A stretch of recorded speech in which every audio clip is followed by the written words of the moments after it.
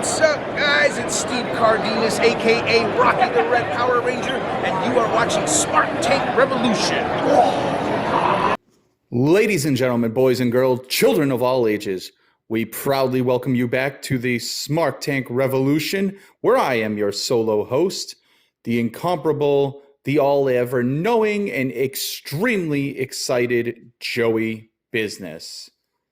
Yes, with that out of the way, ladies and gentlemen, it is February 18th, and we are on the precipice of something major.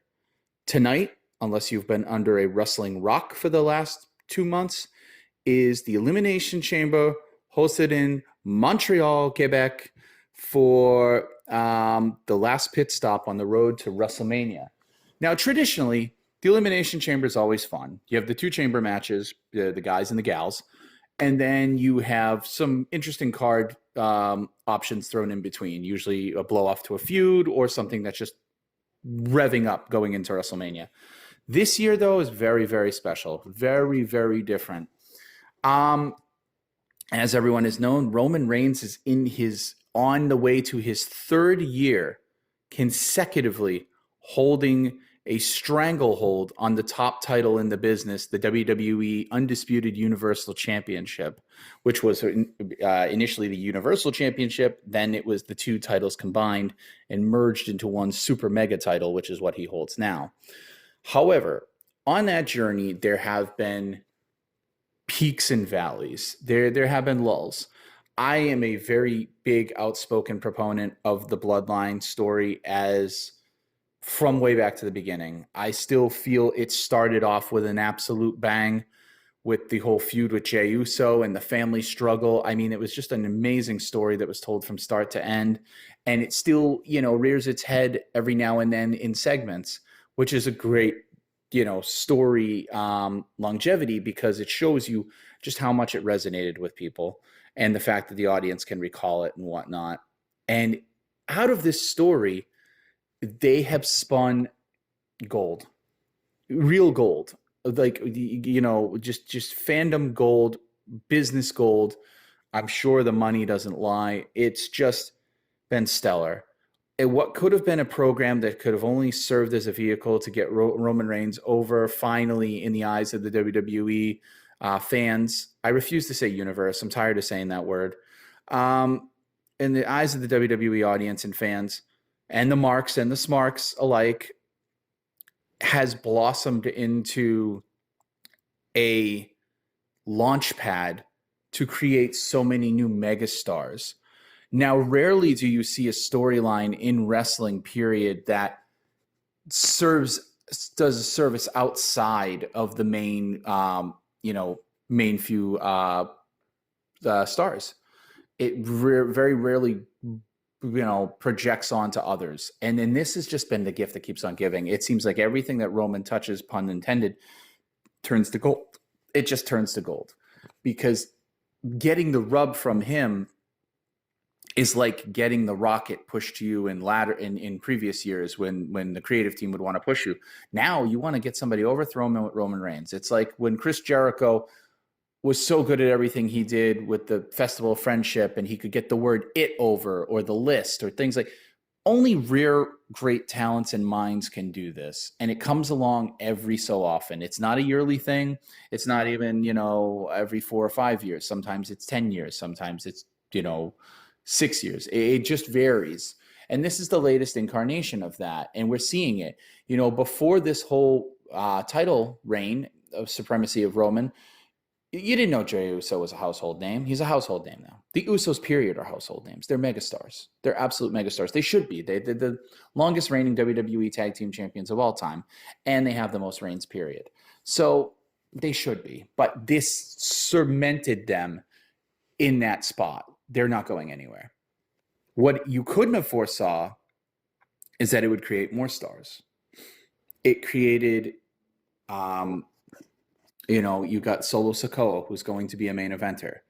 And then you've got Sami Zayn. And that's the point of this whole video, is we are on the road to Wrestle Zaynia, as far as I'm concerned. And the reason I say that, because yes, we've had Kofi Mania. Yes, we had Daniel Bryan and the Yes Movement. This is different. This is a whole different animal. This is not the audience hijacking the show.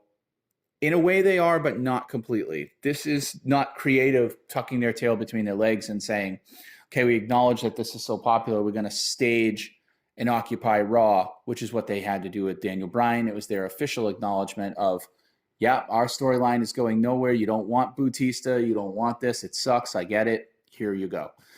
This has been organically allowed to breathe. And it's hit a fever pitch since about, I would say, 3 weeks ago at the Royal Rumble. When the pay-per-view ended and Roman retained, you got cinema-making wrestling magic. Something that was worthy of being seen on a big screen in a cinema, in a high, caliber drama. They did such a brilliant job. We all knew that either Roman was going to turn on Sami, or the Bloodline was going to turn on Sami, or Sami would grow the balls and do it himself. But I couldn't have expected that it was going to happen that night. I had no clue that it was going to happen that night.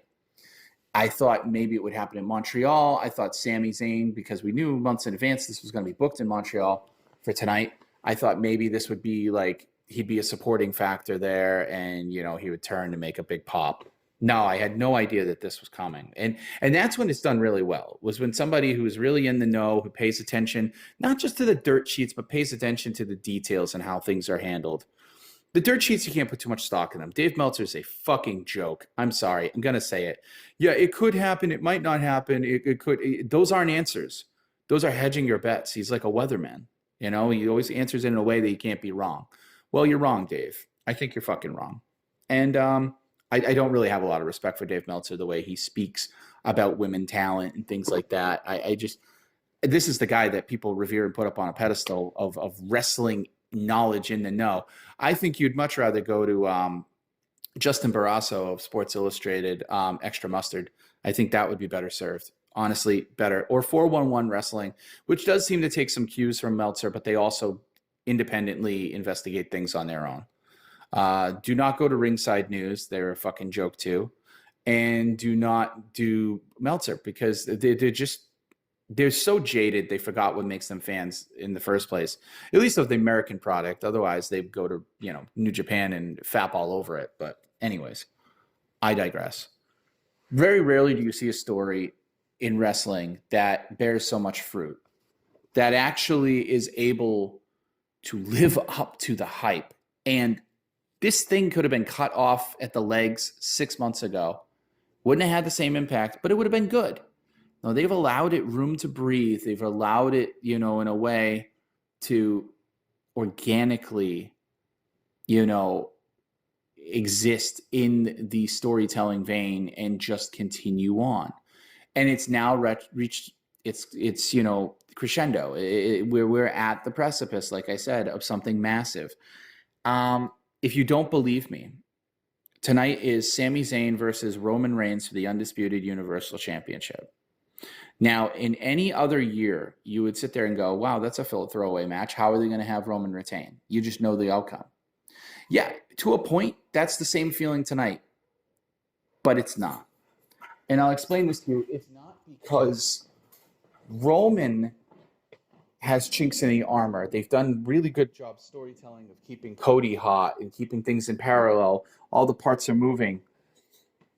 Yes, it's WWE's forte to always bring back the Montreal screw job, and I expect we might see a variation of it tonight. But if this was Vince, I'd say, yeah, we're getting a total Montreal screw job because he just can't help himself. Can't let that horse die. Triple H, I don't think so. Triple H, I don't know. We'll see. Will they have the balls to put it on Sami? No, I don't know.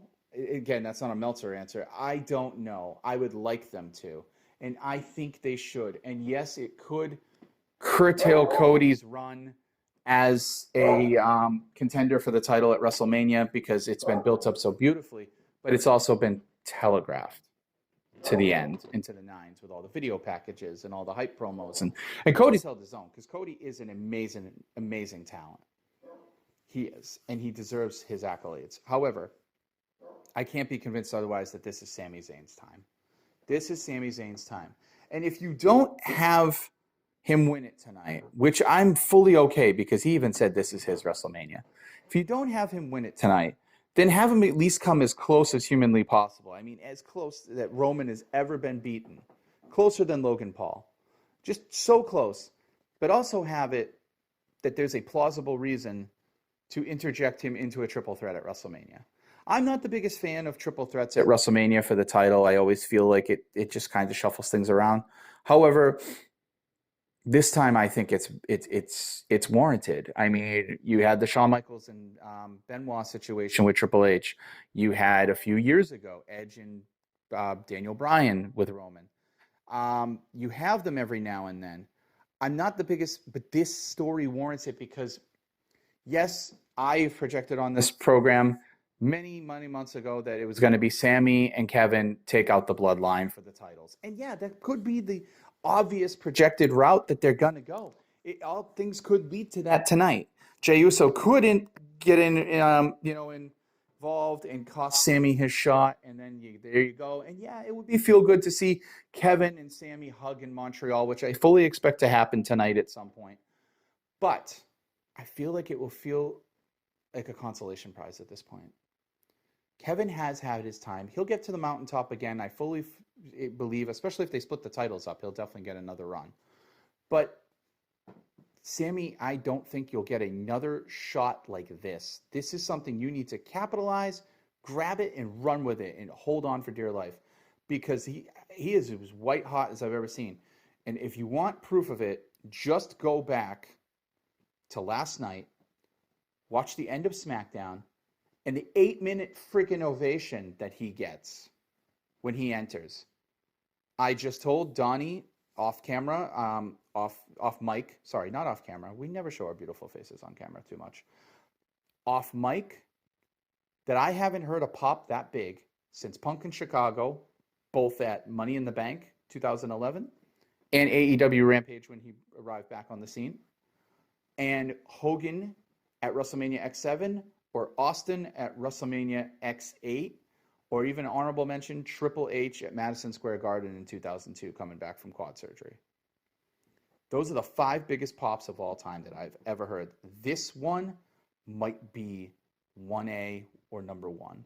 I have not heard a pop this massive, this intense, this pure in so long. And it is in Montreal. All the ingredients are there to make the most amazing moment you could possibly make. How would you explain Roman losing? I mean, I thought about this in my head. Do you have Sami do it? Do you have Jey screw him and Sami pulls off the biggest upset in history only to have Roman get his heat back? You could do that. Sure. Would it kill the luster of Roman's almost 3-year reign? It might. It might tarnish it. But kill it? No, I don't think so. I think if you do it right, like they've done it right so far in every single way, kudos to Paul Heyman because you know he's the creative genius behind all this. Kudos to Paul Levesque for allowing this to continue and giving it the proper room to breathe. Kudos to Roman Reigns for becoming one of the absolute GOATs ever, after making a believer out of me, after being able to put in a body of work that is going to stand the test of the wrestling annals forever. Kudos to Jey Uso. Kudos to Sami Zayn for taking something that could have been a throwaway backstage goof and turn it into wrestling gold. It is something that is so special. I have not been this excited for a succession of pay-per-views in many, many, many years. Tonight, as long as they do it justice, as long as they show that they care about this, I will be happy. I do not want the tag team titles for Sami Zayn at this point, though. I feel like it's a consolation prize. I just feel like it's a consolation prize. I feel he deserves the big one. I wouldn't mind a Cody and Sami main event at WrestleMania, but you can't leave Roman out in the cold. You just can't do it. Not this way. So logic dictates, unless you're going to have Roman do double duty, logic dictates that you have Sami interjected into that triple threat somehow, some way. And I'll be very happy with it. But regardless, this has been one hell of a ride, an enjoyable journey, and I cannot wait to see where tonight takes us.